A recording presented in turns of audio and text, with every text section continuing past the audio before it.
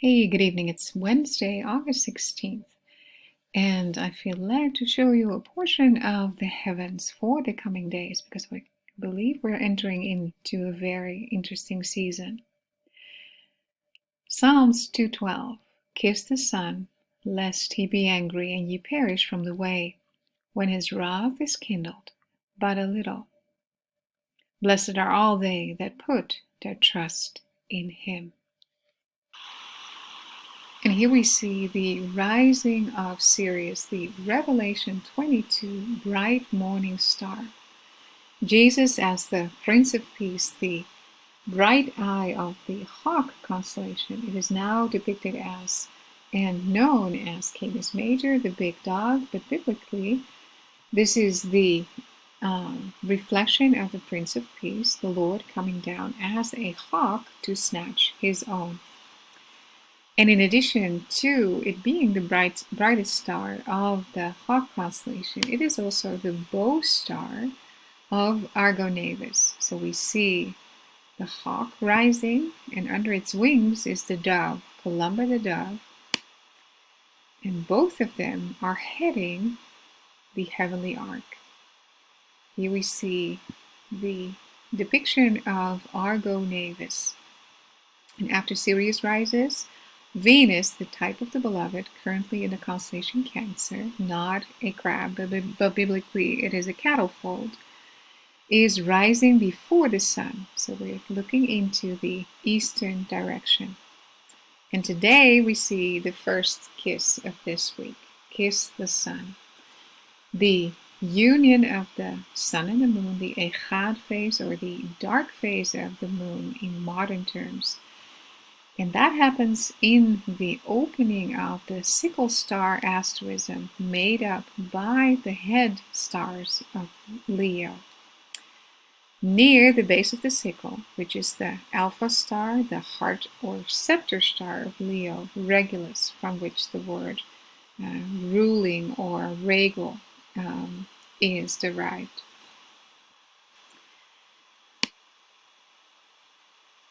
And after Leo rises, we see Mercury at the hind feet of Leo.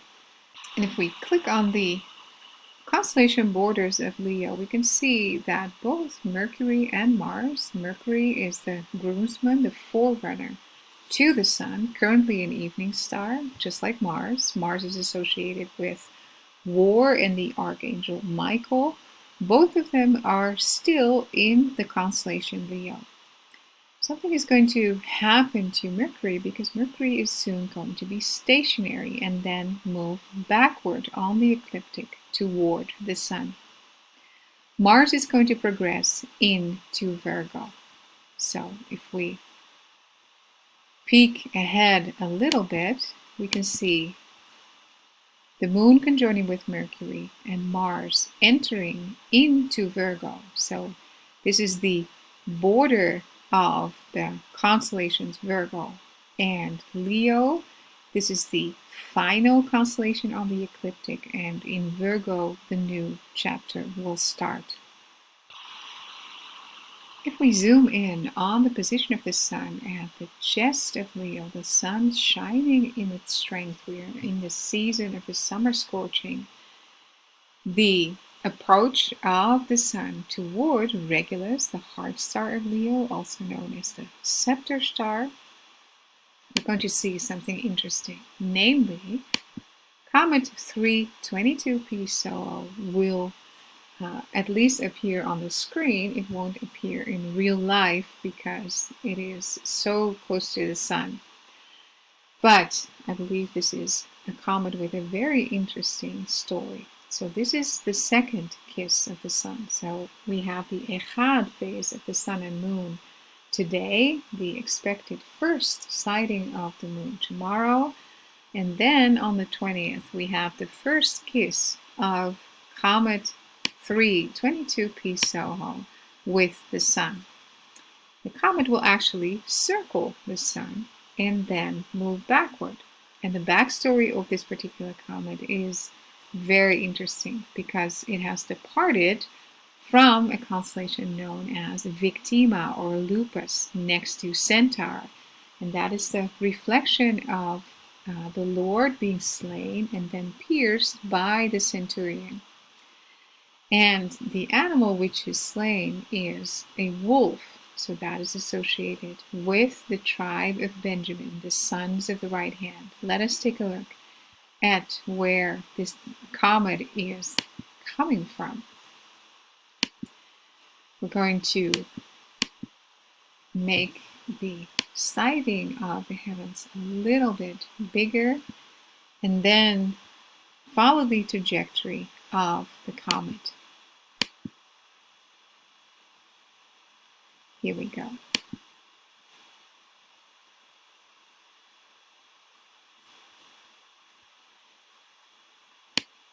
So, on its way toward Leo, let us increase the view of the heavens. It passed, created a cup, Corvus the crow, and then it is in the heart of Victima or Lupus.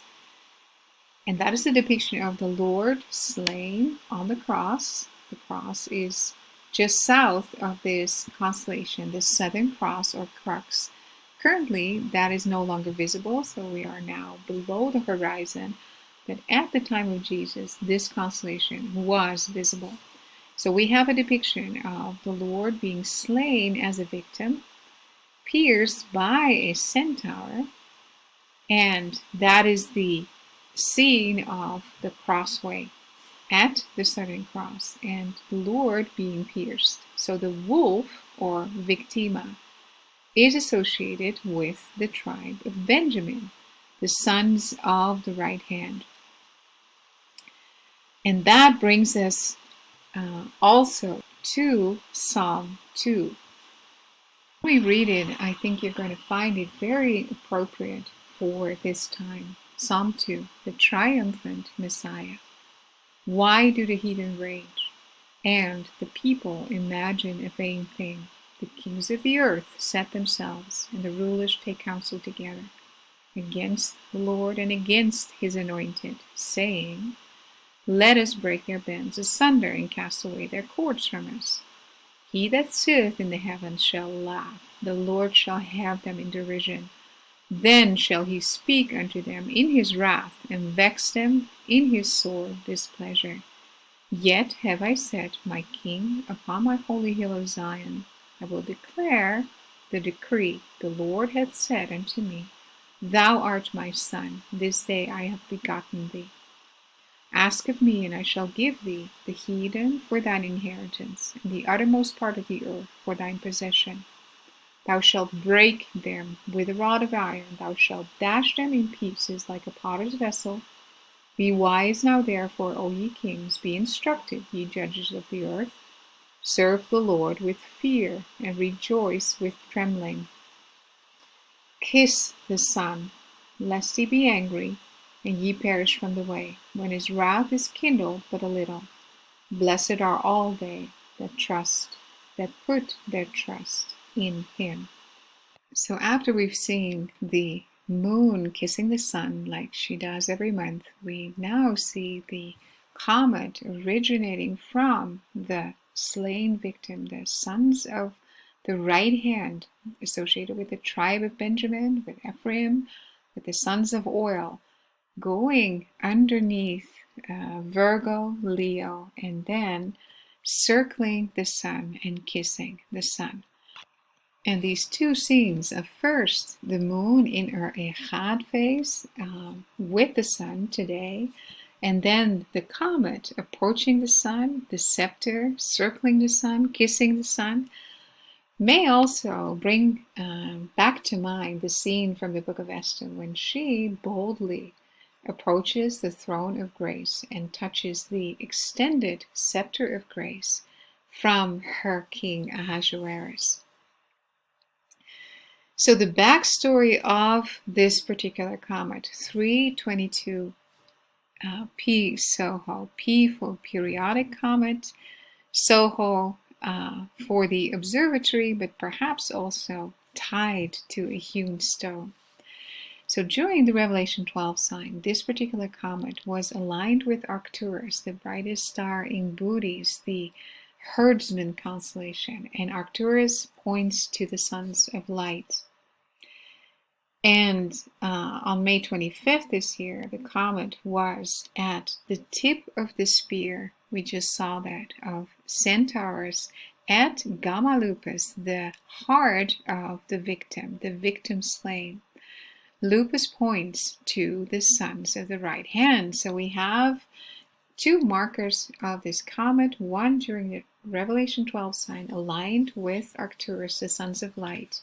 And this year it was aligned with the heart of the victim, tied to the sons of the right hand, the tribe of Benjamin.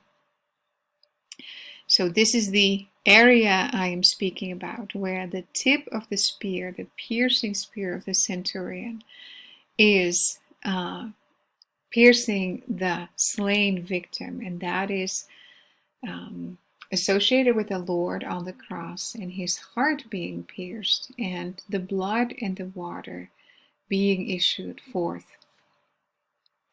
At the time of the Revelation 12 sign, when Jupiter was birthed, that was prior to the culmination of the sign on September 23, 24, because on the 10th is actually when Jupiter was birthed out of the upper body portion of Virgo.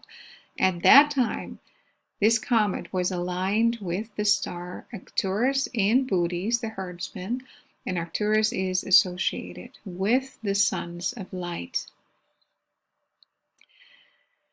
So on the 18th as well, we have the conjunction or the alignment at meridian of the moon and Mercury in Leo.